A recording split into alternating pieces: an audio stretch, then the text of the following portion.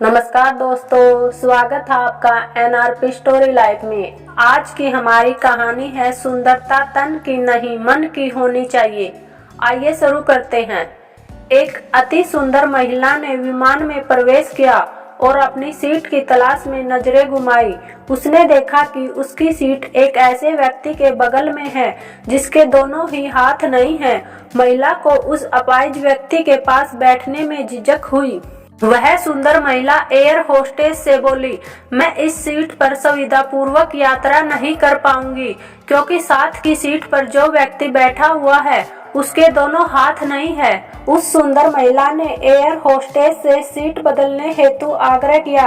असहज हुई air hostess ने पूछा, मैम क्या आप मुझे कारण बता सकती हैं? सुंदर महिला ने जवाब दिया, मैं ऐसे लोगों को पसंद नहीं करती। मैं ऐसे व्यक्ति के पास बैठकर यात्रा नहीं कर पाऊंगी। दिखने में पढ़ी लिखी और विनम्र प्रतीत होने वाली महिला की यह बात सुनकर एयर होस्टेस अचंभित हो गई। महिला ने एक बार फिर एयर होस्टेस से जोर देकर कहा कि मैं उस सीट पर नहीं बैठ सकती, अतः मुझे कोई दूसरी सीट दे दी जाए।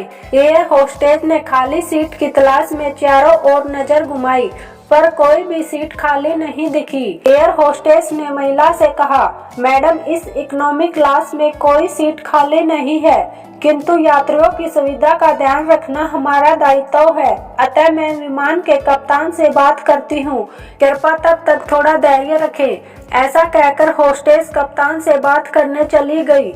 कुछ समय बाद लौटने के बाद उसने महिला को बताया, मैडम आपको जो असुविधा हुई है उसके लिए बहुत खेद है। इस पूरे विमान में केवल एक सीट खाली है और वह प्रथम श्रेणी में है। मैंने हमारी टीम से बात की और हमने एक असाधारण निर्णय लिया। एक यात्री को इकोनॉमी क्लास से प्रथम श्रेणी में भेजने का कार्य हमारी कंपनी के इतिहास में पहली बार हो रहा है।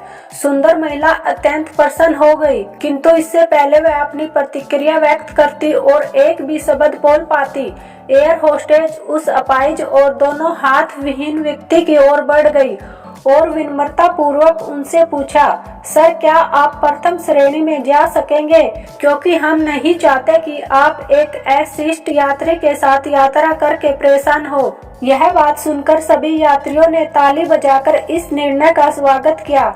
वह अति सुंदर दिखने वाली महिला तो अब शर्म से नजरें ही नहीं उठा पा रही थी। तब उस अपाहिज व्यक्ति ने खड़े होकर कहा, मैं एक भूतपूर्व सैनिक हूँ और मैंने एक ऑपरेशन के दौरान कश्मीर सीमा पर हुए बम विस्फोट में अपने दोनों हाथ खोए थे। सबसे पहले जब मैंने इन देवी जी की चर्चा सुनी तब मैं सोच रहा था कि मैंने भी किन लोगों की सुरक्षा के लिए अपनी जान जोखिम में डाली और अपने हाथ खोए, लेकिन जब आप सभी की प्रतिक्रिया देखी अब अपने आप पर गर्व हो रहा है कि मैंने अपने देश और देशवासियों के लिए अपने दोनों हाथ खोए। और इतना कहकर वह प्रथम श्रेणी में चले गए। सुंदर महिला पूरी तरह से अपमानित होकर सिर झुकाए सीट पर बैठ गई। दोस्तों, हमें इस कहानी से यही शिक्षा मिली कि अगर हमारे विचारों में उदारता नहीं तो ऐसी सुंदरता का कोई मूल्य नहीं है। धन्यवाद दोस्तों। अगर कहानी पसंद आई हो तो वीडियो को लाइक और चैनल को सब्सक्राइब जरूर करें। मिलते हैं किसी और कहानी में। Thank you.